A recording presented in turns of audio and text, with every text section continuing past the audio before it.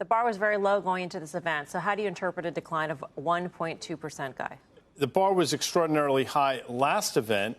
This time last year, we came out after the show. We were not impressed. Gene Munster was, and on the next couple days, he was right to be. You're right to point out the bar was, I think, very low this time, but I don't even think they got up over that low bar. Now, at $200, wherever it's trading, what's the trade here? It feels as if the stock has been trending lower. It has not nearly the bounce that some of these other mega cap names did. And I don't think today did anything to help it.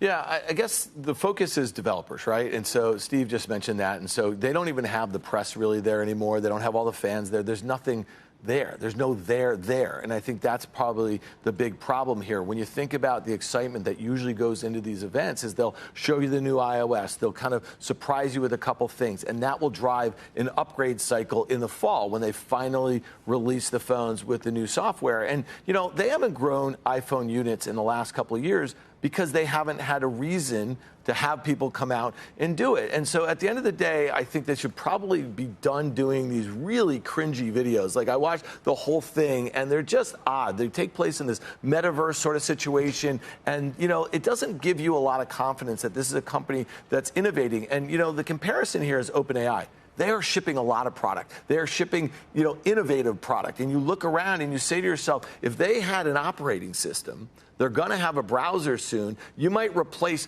the whole kit and caboodle with what they're doing because they are Apple 20 years ago right now. So, to me, I think it's disappointing. And to Guy's point, the stock closed unchanged last year or down a little bit the day of WWDC, and it rallied 10% in the next 2 days. So I got that wrong. I got the product right, but I got the price action. Would that happen this time?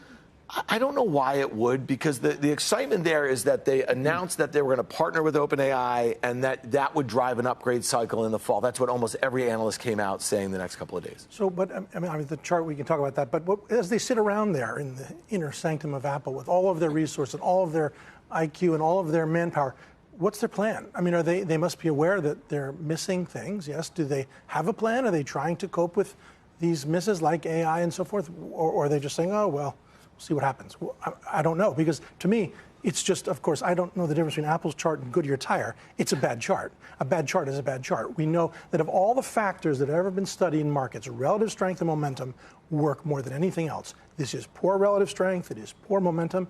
Its relative performance to the sector peaked almost 3 years ago, and it's not getting better. Good day for the market. Again, Apple down. If they do have a plan in the inner sanctum of Apple, they have to do a better job at least messaging what this plan is, Tim Seymour. I mean, you as a shareholder, how do you view this event in terms of it not bearing a catalyst? Maybe you didn't think that there would be a catalyst in the first place, and you still believe that Apple is worth owning here, despite the premium, despite a chart that looks as bad as Goodyear Tire, according to the chart master. Wow.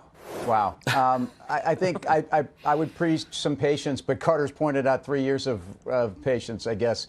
And the stock also keeps failing at the 20. It's grinding lower. But I don't think there's been any penetration of AI apps. I think more engagement with developers. I think some of the ecosystem around Apple and some of that low double-digit growth on services, which I think the company is going to continue to print at a high margin, is part of why I'm less concerned than others. It doesn't mean I'm not also frustrated. And Carter asked the right question. I mean, what's going on over there?